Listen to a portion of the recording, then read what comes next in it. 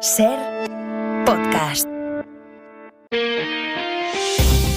Las 8 de hoy por hoy en Ser Podcast. Hola, muy buenos días. Ayer Feijóo se dio de bruces con la realidad. El haber conseguido el mejor resultado en votos y en escaños no le convierte automáticamente en presidente del gobierno. Solo tiene un socio con el que puede contar, Vox, con el que se relaciona ya con total normalidad a la luz de los focos, y la conciencia de todos y cada uno de los diputados del PSOE les obligó a votar en contra de su candidatura, de la de Feijóo. No hubo tránsfugas. Y ya está. Con todo esto, el candidato a la investidura ya solo le queda digerir que va a ser el líder de la oposición si Pedro Sánchez consigue los apoyos suficientes en esta legislatura, sea larga o sea corta. Desde el 23 de julio está el PP intentando digerir unos resultados que no fueron como se esperaban o que no fueron como las encuestas, sobre todo las suyas y las de sus medios, les dijeron que serían. Y las expectativas no cumplidas siempre son muy difíciles de gestionar. Si uno empieza a hacer castillos en el aire en forma de reparto de ministerios, por ejemplo, y luego no puede materializarlos, el batacazo es importante. El PP ligó su futuro al de la ultraderecha y además lo hizo rápido, recuerden Valencia, y lo hizo en todas partes, incluso allí donde los líderes populares se negaban, recuerden Extremadura o Murcia. Y esta alianza es excluyente, por mucho que repitiera Feijóo que es él quien rechaza los votos de otros grupos. Igual que acusa al todavía no candidato Pedro Sánchez de ceder todo y más para conseguir mantenerse en Moncloa, bueno, en un sistema democrático parlamentario como el nuestro gobierna quien más apoyos tiene, y espero que ayer Feijóo ya se diera cuenta. Y además es que esto significa pactar, significa negociar y, como decíamos ayer, significa ceder y significa conceder. ¿O es que Feijóo no ha cedido ni ha concedido en sus negociaciones con la ultraderecha? No puede negarlo, porque con darnos una vuelta por la España de sus alianzas es fácilmente comprobable. Y sus cesiones son además de fuerte calado ideológico. El viernes volverán a votar en el Congreso y Feijóo saldrá de allí investido ya como jefe de la oposición, al que los suyos jalean y del que dicen que sale más líder de lo que entró. Ahora solo falta que sea él el que se dé cuenta de la realidad, porque le va a ser muy difícil, o a él o a su partido, volver a gobernar si se amarra cada vez más a Vox y si no hace el esfuerzo por entender a buena parte de los ciudadanos de este país, precisamente los que pueden hacer presidente a Pedro Sánchez. Ángeles Barceló. Vamos a ir enseguida con los ecos que deja este debate de investidura antes de que Feijóo vuelva a constatar su derrota mañana en el Congreso, pero antes se ha producido una secuencia de noticias que, puestas de una en una, explican bien esa realidad que ha constatado el INE esta misma semana de cómo está creciendo el número de menores condenados por delitos sexuales. Sastre, buenos días. Buenos días, Barceló. El juzgado ha dejado en libertad a 8 adolescentes investigados por la agresión sexual a una niña de 13 años en Crevillent, en Alicante. La niña padece una discapacidad. Ellos tienen entre 15 y 17 años. Fue el martes cuando pasaron a disposición de la Fiscalía, pero la noticia la conocimos anoche a última hora. Radio Elche, Cristina Medina, buenos días. La menor confesó a una orientadora de su instituto que un grupo de compañeros del centro habían estado varios días obligándola a realizarles felaciones. Identificó a 8 adolescentes que han prestado ya declaración. 6 de ellos han quedado en libertad vigilada y se ha impuesto contra ellos una orden de alejamiento de la menor de al menos 300 metros. Sobre otros 2 no se han acordado medidas. Los jóvenes niegan los hechos. Solo uno de ellos reconoce una práctica sexual con la chica, pero afirma que fue consentida. La menor presenta una discapacidad. Además, la SER ha accedido al sumario del caso de los canteranos del Madrid acusados de grabar y difundir sin permiso un vídeo sexual. Una vez empezaron las relaciones, uno de los futbolistas le dijo a otro: graba, graba. La chica mayor de edad dijo que a ella le daba igual que grabaran con el teléfono, pero la chica menor nunca dijo nada según el sumario. Ahora, y esa novedad se la adelantamos a esta hora, el fiscal se plantea atribuir a los canteranos un delito de pornografía infantil. Pedro Jiménez. El juez que investiga por un presunto delito de descubrimiento y revelación de secretos a 4 canteranos del Madrid tiene sobre su mesa otros delitos que puede atribuir a los jugadores que grabaron y difundieron las relaciones sexuales consentidas que 3 de ellos mantuvieron con 2 chicas, una de ellas menor de 18. El fiscal ve también indicios de un delito de pornografía infantil que contempla penas de hasta 5 años de prisión y de un delito contra la intimidad. La defensa de la menor ya ha pedido al juez que active el estatuto de la víctima para proteger su intimidad. Las defensas de los jugadores también mueven ficha. Juan Gonzalo Espina ha presentado recurso pidiendo el archivo de la investigación para su cliente, que es el único que no mantuvo relaciones con las chicas. En Galicia, la justicia ha confirmado la condena a 47 años de prisión para un maltratador que durante 3 años dio palizas, golpes, latigazos, que sometió a humillaciones a su pareja, una chica de 19 años. La obligaba a dormir en el suelo junto a la perra que tenían, le retiró incluso la tarjeta médica para que ni siquiera pudiese ir a la consulta de su centro de salud.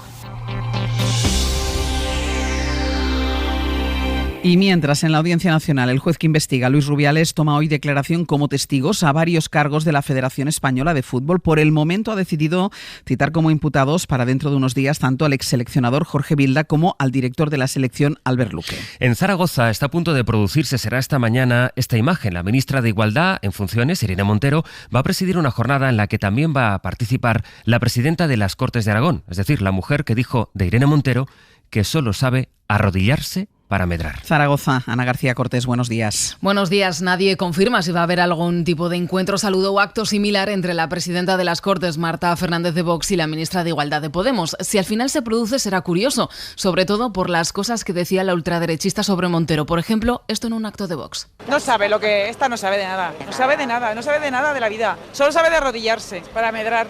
La jornada se ha convocado con un mutismo absoluto y sorprendente. Aunque el Ministerio de Igualdad lo tenía en la agenda, no han enviado ninguna convocatoria, tampoco lo ha hecho la delegación del Gobierno y no aparece en la web de las Cortes de Aragón. Bueno, y está también el comentario de un concejal del PP en Godella, en Valencia, por decirle a una edil: tan abierta que eres, cuando quieras hacemos un trío. Cuando la representante aludida se quejó por este comentario, la presidenta de la Comisión Municipal en el Ayuntamiento, que es también del PP, le contestó que debía tener la mente más abierta. Y van a seguir subiendo las temperaturas. Hoy llegarán en Córdoba o en Sevilla los 36 grados, aunque el pico de calor se espera para el fin de semana, Jordi.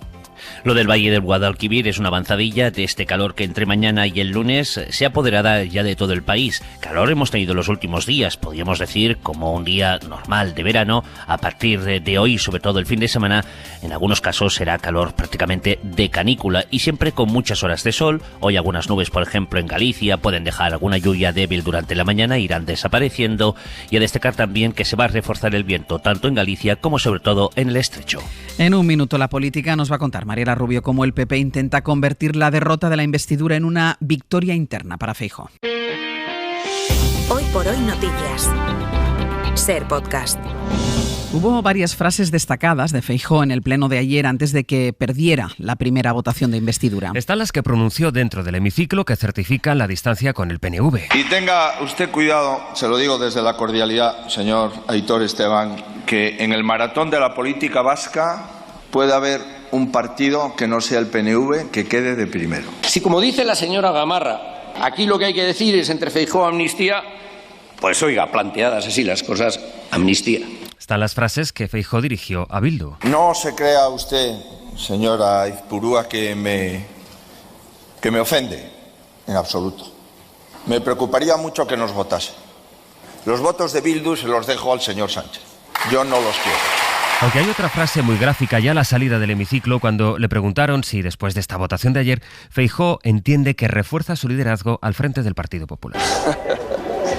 Después de este resultado creo que hay pocas dudas. Vamos a seguir trabajando, ¿eh? Este es nuestro objetivo, seguir trabajando. Mariela Rubio, buenos días. ¿Qué tal? Muy buenos días. Antes de la nueva derrota que en el PP esperan para mañana, en la segunda votación de investidura en Génova, intentan convertir este pleno en una victoria interna de su líder. Sí, la bancada popular creen que pese a la derrota parlamentaria, Feijóo es más fuerte que antes del debate, que sale consolidado como líder del partido y la oposición. Vox no ha existido en este debate, decían en la dirección. La parte amarga, reconocían algunos diputados, es que tras una actuación de Feijóo que califican de impecable, en realidad no haya razón para celebrar. Los diputados y varones coinciden, esta investidura tenía sus riesgos, pero Feijóo ha superado la prueba. Objetivo cumplido, decían en Génova. Los discursos y las réplicas gustaban a duros y moderados y Feijóo se decía satisfecho. El viernes tenemos que volver a votar y después veremos las votaciones y seguiremos trabajando por nuestro país. ¿Estás satisfecho? Pues la verdad es que sí, no puedo estar más, se lo aseguro, sinceramente. Feijóo, además, lo escuchábamos hace unos minutos, no escatimó reproches a Aitor Esteban, lo que calmó al sector duro que había visto con recelo los guiños de su líder a Junts y PNV en la primera sesión del debate de investidura. Mariela, gracias. A vosotros. Vieron a un presidente del gobierno en funciones que ya ha encontrado a su particular Luis Rubiales en política, que es Óscar Puente, un torrente en Serie B, como quieran ustedes llamarlo, me da igual, Luis Rubiales, torrente en Serie B, casposo en todo caso desde el punto de vista político y de discurso. Esta es la reacción del alcalde de Madrid, José Luis Martínez Almeida, al hecho de que fuera Óscar Puente quien diera la réplica a Núñez Feijóo en la tribuna. La portavocía de Puente, provisional de este día, del miércoles, ha servido para que el PSOE descolocara con ella a Feijóo, pero bastaba acercarse ayer a los corrillos de dirigentes socialistas para advertir que que en realidad en Ferraz han asumido ya que estamos en la segunda pantalla del proceso, es decir, la eventual investidura de Sánchez. Inma Carretero, buenos días. Hola, buenos días. Había una pregunta ayer en el Congreso si dará tiempo para que esa investidura se debata en octubre.